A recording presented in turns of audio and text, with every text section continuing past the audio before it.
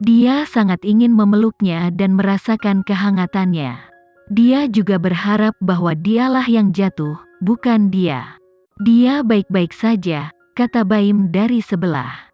Kedua tempat tidur dipisahkan oleh tirai. Kenzi masih khawatir. Hanya ketika dia memegang tangan Alexa barulah dia mulai tenang. Dia kemudian membuka tirai dan menatap Baim. Terima kasih untuk hari ini, kata Kenzi kepada Baim sambil menatap Alexa. Jika kamu ingin berterima kasih padaku maka kirim asisten Alexa untuk menjagaku, kata Baim sambil memegangi lengannya. Aku akan mengirimnya ke sini malam ini, Kenzi menjualnya tanpa berkedip. Seseorang merencanakan ini. Apakah kamu sudah mengirim seseorang untuk menyelidiki? Baim bertanya dengan dingin. Sudah cukup buruk mereka menyakitinya, beraninya mereka juga menyakiti sepupunya.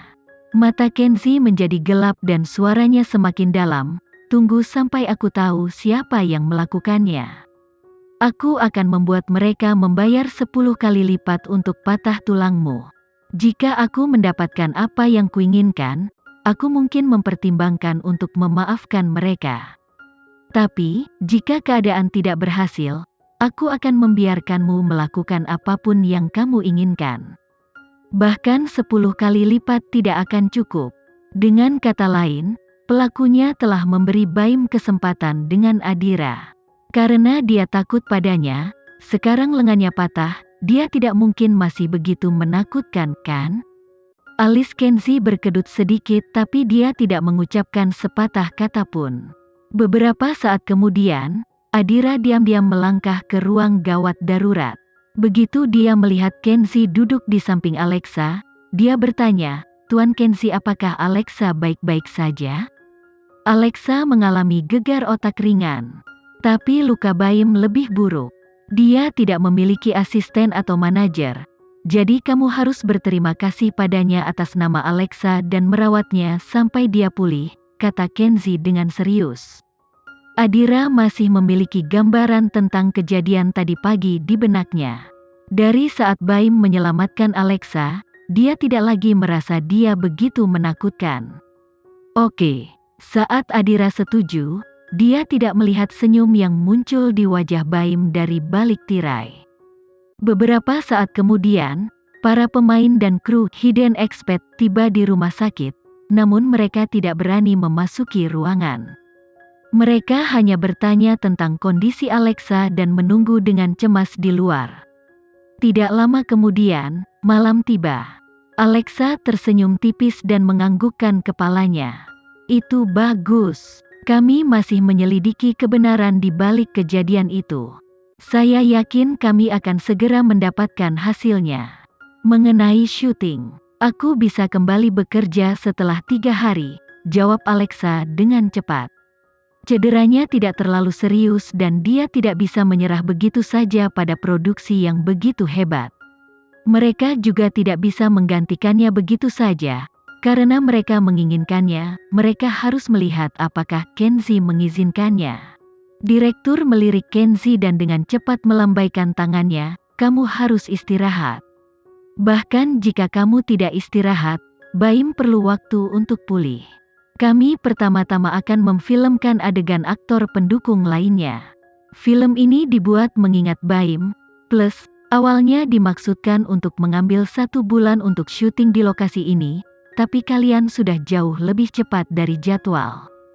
Tapi apa? Hanya saja, publik telah mengubah situasi menjadi sesuatu yang tidak menyenangkan di telinga. Kuharap Tuan Kenzi bisa melangkah keluar dan membantu Alexa menyanggah rumor itu. Seseorang telah menghasut kejadian ini untuk menyakiti Alexa, tetapi secara tidak sengaja melibatkan Baim. Yang perlu mereka lakukan hanyalah sedikit memberi isyarat kepada publik, dan mereka akan dapat mengetahuinya sendiri. Tio, yang bertugas memeriksa kabel, telah menghilang. Aku yakin kita akan tahu kebenarannya begitu kita menemukannya. Alexa mengamati matanya ke arah orang-orang di depannya dan bertanya pada Kenzi, apa yang dikatakan publik tentang saya? Kalian boleh pergi. Istriku butuh istirahat. Kenzi tidak menjawab pertanyaannya, juga tidak membiarkan orang lain menjawab atas namanya. Oke, kalian istirahat yang baik, kita pergi dulu. Terima kasih, Direktur. Direktur melambaikan tangannya dengan santai. Selama Kenzi tidak meminta pertanggungjawaban mereka, dia sangat senang. Setelah mereka pergi, Alexa memandang Kenzi dengan serius dan bertanya sekali lagi, "Apa yang dikatakan publik tentang saya?" "Jangan khawatir tentang itu," kata Kenzi sambil menekan tubuhnya. Alexa terdiam beberapa saat sebelum dia tiba-tiba meraih tangan kanan Kenzi yang sedikit gemetar. "Apakah kamu benar-benar khawatir?" "Aku sangat ingin menjadi orang yang jatuh menggantikanmu." Kenzi menundukkan kepalanya dan berkata dengan suara rendah. Sepertinya dia mencoba yang terbaik untuk mengendalikan emosinya. "Aku tidak yakin berapa kali lagi aku bisa mengatasinya. Jangan pernah terluka lagi. Apalagi di depanku." Alexa tidak mengatakan sepatah kata pun. Dia hanya duduk tegak dan memeluk Kenzi, menariknya ke dalam pelukan erat. "Aku minta maaf karena membuatmu khawatir." Pasangan itu terdiam beberapa saat sebelum Kenzi mendorong Alexa pergi dan membantunya berbaring. "Aku akan mengambilkanmu makanan." "Oke." Alexa menganggukkan kepalanya.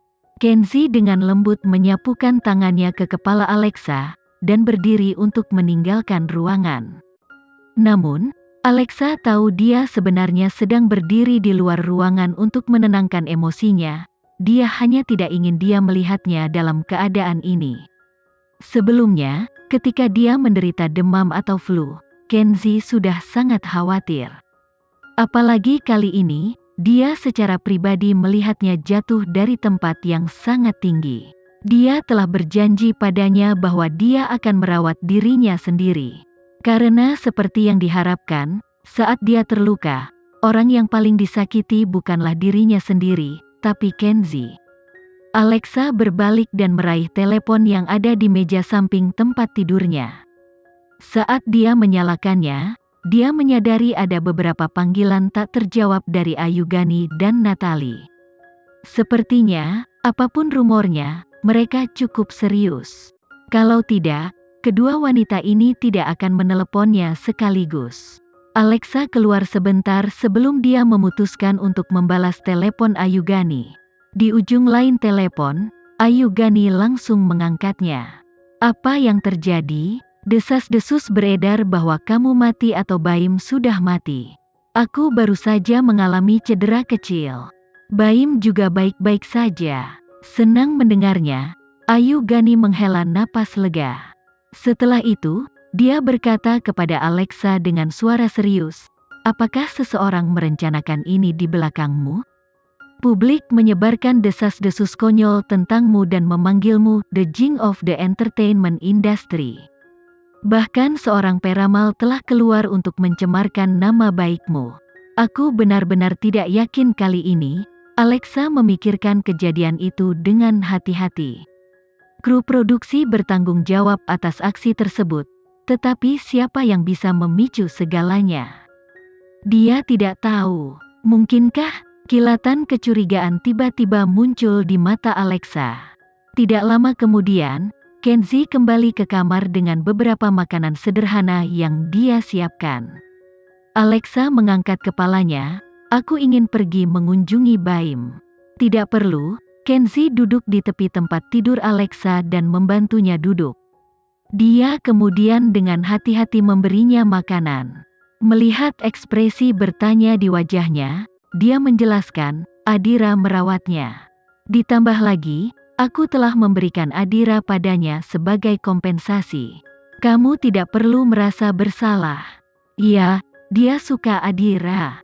Meskipun aku tidak tahu bagaimana dia bisa tahu tentang dia bukan tipe orang yang bertindak impulsif.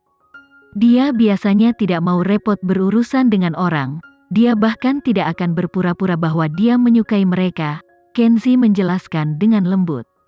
Dia kemudian memandang Alexa dengan serius. "Baim sebenarnya adalah sepupuku. Dia lebih tua dariku beberapa hari." "Sepupu?" Itukah sebabnya dia tidak pilih-pilih terhadapku?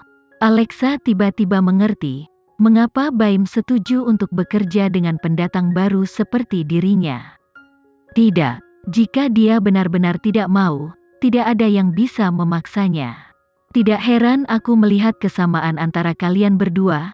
Alexa tersenyum sambil dengan patuh memakan bubur seteguk. Dia kemudian menepuk tempat di sampingnya dan berkata kepada Kenzi, "Ayo, tidurlah di sebelahku. Sudah lama aku tidak memelukmu untuk tidur." Sekian dulu ya video kali ini, kita lanjutkan lagi videonya di lain waktu. Oh iya, bagaimana menurut kalian? Semoga bisa sedikit menghibur kalian semua. Untuk teman-teman yang baru nonton jangan lupa subscribe ya hehehe. Dan kalau teman-teman ada yang ingin gabung langganan bisa langsung gabung saja untuk dapat fitur yang menarik dan sedikit membantu Mimin. Terima kasih banyak sudah menonton, sampai jumpa lagi, bye bye bye.